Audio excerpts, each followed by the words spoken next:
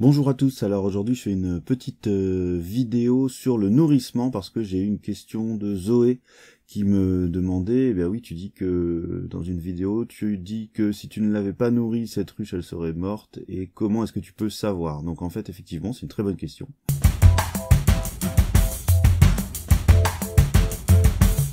Alors je vais vous parler du nourrissement et puis dans un deuxième temps des signes de famine. Comment est-ce qu'on peut détecter la famine assez facilement sur une colonie et ce qui peut nous décider à nourrir en dernier recours. Alors pour ce qui est du nourrissement, moi je nourris le moins possible, je nourris très peu. Après je n'ai pas d'objectif de production, aujourd'hui je suis pas producteur de miel, c'est quelque chose qui est derrière moi. Donc j'ai pas d'objectif. Donc si vous êtes comme moi, et ce qui représente quand même la majorité des apiculteurs aujourd'hui qui n'ont pas d'objectif de production économique, qui sont pas apiculteurs professionnels puisque ça concerne quand même très peu de personnes.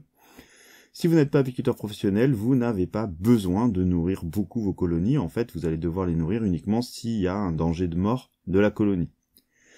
Alors vous pouvez agir en amont, déjà en sélectionnant des abeilles, ou en gardant des abeilles, ou en achetant des essaims qui vont être plutôt rustiques, plutôt économes en ressources. Alors il y a aussi des Buckfast économes en ressources, qui sont des abeilles hybrides qui ont été sélectionnées pour être plus économes. Mais globalement, dans le cycle de ponte, l'abeille noire est quand même plus économe puisqu'elle va s'adapter au fil de la saison, au mielé disponible et non disponible. Elle va pouvoir ralentir la ponte en cas de famine, etc. Donc on va avoir des abeilles. Voilà. Un premier conseil, ce serait de partir, si vous voulez être économe en sucre, ce serait de partir sur une abeille plutôt rustique qui va vous permettre ça, parce qu'elle est plus adaptée à l'environnement dans lequel elle vit. Deuxième chose, une abeille n'a pas besoin de stimulants. Le sirop de stimulation qu'on appelle le sirop léger ou le sirop 50-50 parce qu'il est composé de 50% d'eau et de 50% de sucre, il est absolument inutile. Pour moi c'est inutile, c'est une pratique qui va être là pour booster les abeilles en début de saison, pour essayer de les préparer, les booster pour les préparer à récolter plus de miel. C'est-à-dire en gros on va simuler une mielée, quand vous faites ça vous simulez une mielée, c'est-à-dire que vous leur mettez un sirop très liquide qui ressemble à du nectar. Elles vont avoir l'impression que la mielée est commencée, elles vont commencer à pondre fort, elles vont commencer à se développer. Et quand le miel va arriver, vous mettez la hausse sur la ruche et tout le miel va vous revenir. Alors, outre que les voyages entre le haut de la ruche et le bas de la ruche et inversement sont faciles et qu'on peut se retrouver avec du sirop dans le miel si on met trop de sirop d'un coup, il y a aussi le fait que ça déstabilise complètement la colonie puisque c'est pas son environnement qui lui fournit le miel, mais on va comme ça artificialiser. Donc moi ça c'est pas quelque chose que je prône et donc je le fais plus depuis des années. Donc ça c'est un sirop de stimulation. Et puis il y a une deuxième raison de nourrir, ça va être en fin de saison, si on a prélevé beaucoup de miel, on se rend compte qu'il n'y a pas assez pour l'hiver, donc on va devoir donner du sirop, qui va être là du sirop lourd, 30-70, donc 30% d'eau, 70% de sucre, pour subvenir aux besoins de la colonie l'hiver. Donc ça c'est une pratique aussi qui se fait beaucoup. Il faut savoir que certaines colonies, si on les met sur du sarrasin, sur du tournesol, généralement comme c'est des mielés de fin de saison, elles vont avoir suffisamment de miel pour ne pas demander de sirop, mais il arrive quand même qu'il y ait beaucoup de sirop qui soit distribué quand même à cette période, en automne, pour subvenir aux besoins de la colonie. Alors si on souhaite ne pas faire ce nourrissement, il va falloir s'organiser pour que la colonie ait suffisamment de miel. Ça veut dire utiliser des haussettes en varée, par exemple, si on veut prendre moins de miel. Se dire, finalement, je vais pas prendre tout ce miel, je vais leur laisser. Si on est en dadan, ça m'est arrivé d'hiverner avec des hausses sur la tête, des colonies qui avaient beaucoup de couvains en bas, très peu de réserve, je leur laisse la hausse. C'est pas idéal, mais ça leur permet de passer l'hiver sur du miel. Si on est en dadan divisible, on va pouvoir redistribuer tout simplement les cadres de miel, on les redistribue dans le bas s'il y a besoin. S'il y a trop de cadres, on peut redonner les cadres à des petits essaims qui ont besoin de couvain. Enfin voilà, on peut toujours se débrouiller pour redonner du miel. L'idéal étant de redonner des cadres de miel, plutôt en été, quand la récolte de miel est finie, ou va se faire. Et de redistribuer comme ça par cadre, parce que sinon ça vous oblige à faire des dispositifs un peu galères, de type extraire le miel, le redonner, ça peut créer du pillage, etc. Donc le mieux c'est de redonner par cadre. Et on anticipe un petit peu et on laisse suffisamment de miel pour l'hiver. Alors malgré tout ça, il peut arriver, bien sûr, qu'il n'y ait pas assez de nectar dans la nature et qu'on ait des situations de famine.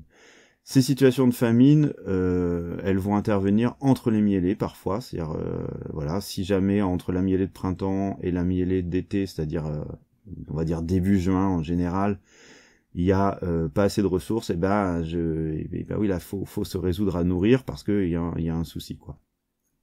Si on a une très mauvaise année, voilà 2024 par exemple, on a eu un très très mauvais printemps. Et là, on a des colonies qui, sans être nourries, allaient mourir sur place. Et alors, a fortiori, quand on a des essaims, qui sont des essaims qu'on fait, ou qui partent tout seuls, hein, des essaims naturels, mais qui sont tout neufs, qui ont des gros besoins. Et à eux, s'il n'y a pas de mielée, ça risque d'être très problématique. Donc moi, dans ce cas-là, c'est la seule raison qui me pousse à nourrir, c'est s'il y a un danger de mort pour la colonie. J'utilise pas de sirop parce que le sirop, qu'il soit léger ou lourd, il est quand même très stimulant pour les colonies et je trouve pas ça intéressant de les stimuler. Je veux pas stimuler la ponte parce que si vous avez une famine et que vous stimulez la ponte, c'est un peu incohérent parce qu'il y aura plus de population et il n'y a pas assez pour nourrir tout le monde. Sans compter que si on donne beaucoup de sirop mais qu'il n'y a pas de pollen dans la colonie, on crée un déséquilibre entre les protéines contenues dans le pollen et les glucides contenus dans le sirop et on peut créer des maladies. Un terrain favorable à la loque par exemple, etc., etc. Donc j'évite. Je donne un candy ou un fondant, voilà, que je donne en quantité quand même. Souvent je donne 2 kg, 2 kg et demi, et ça permet de faire passer le moment de famine à la colonie assez facilement. L'avantage de ce candy ou de ce fondant, c'est qu'on n'est pas sur quelque chose de stimulant, on est quelque chose qui ressemble plus à des réserves et qui va, voilà, compenser des réserves qui sont pas présentes, mais qui va pas stimuler la colonie, qui va garder quand même un rythme naturel de la colonie sans trop modifier son rythme. Alors c'est pas génial de nourrir, malheureusement, des fois on y est contraint. Alors, sur les signes de famine. Les signes de famine, déjà, s'il y a très peu d'activité sur la planche d'envol, vous allez pouvoir vous dire, ah, il n'y a pas d'activité, donc très peu de butinage. S'il y a très peu de butinage, évidemment, vous pouvez en déduire facilement qu'il n'y a pas beaucoup de choses qui rentrent dans la ruche, et notamment pas beaucoup de nectar. Ça, c'est une première chose.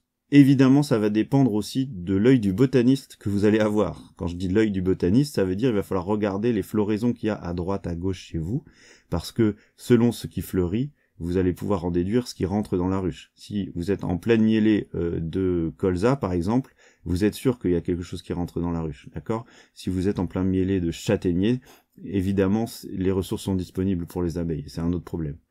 Mais si vous êtes hors mielée, si ça ne miele pas pour des raisons qui sont souvent des raisons de température, qui sont des raisons de météo, et ben dans ce cas-là, il va falloir regarder d'un peu plus près. Cette baisse d'activité, vous pouvez tout simplement peser la ruche. Vous soulevez un peu votre ruche. Si elle est trop légère, si vous arrivez à la soulever très facilement, c'est généralement qu'il y a un problème. Ensuite, vous pouvez regarder le haut des cadres, et en fait, si vous regardez le haut des cadres ou des barrettes, si vous êtes en barrette, vous allez voir s'il y a des cellules bien fermées qui contiennent du miel. Si vous avez du miel vu de dessus, c'est qu'il y a des ressources, d'autant plus si la ruche est lourde. Si vous voyez que c'est vide et sec, alors là, attention, c'est urgent, il faut nourrir. La dernière chose que fera la colonie, c'est-à-dire un peu la situation d'urgence que vous allez pouvoir constater, c'est s'il y a des larves qui sont sorties, des larves d'ouvrières qui sont sorties sur la planche d'envol. Là, elles sont en train de soit cannibaliser le couvain parce qu'elles n'ont plus à manger, soit sortir le couvain parce qu'elles savent qu'elles ne peuvent plus le nourrir. Et là, on est vraiment dans une situation urgente, là il faut nourrir, mais dans l'heure. Sinon, vous allez perdre la colonie, elles sont en train de mourir. Donc voilà. S'il y a une baisse d'activité sur la planche d'envol, on fait attention, on regarde s'il y a du miel. S'il y a des larves sur la planche d'envol, alors là c'est alerte rouge, on commence à se dire je nourris maintenant.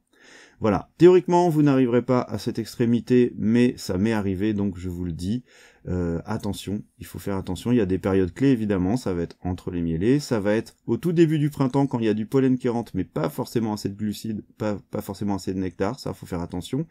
Il faut savoir que l'hiver, votre ruche, la colonie d'abeilles l'hiver va dépenser très peu d'énergie parce qu'elle est plutôt moins active qu'en saison, donc elle va consommer très peu. Par contre, quand vous arrivez au début du printemps, elle va consommer beaucoup d'énergie puisqu'elle reprend un comportement de butinage et elle va les butiner loin, et ça va comme ça lui faire dépenser beaucoup d'énergie. Donc le début de printemps, la fin d'hiver, la fin février, début mars, c'est une période un peu clé où vous allez pouvoir regarder un petit peu, peser les ruches pour peut-être leur donner du candy.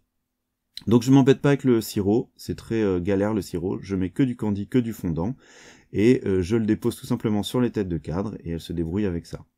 Voilà, j'espère que ça vous aura aidé, j'espère que ça aura répondu à la question de Zoé, et puis je vous dis à bientôt pour d'autres vidéos.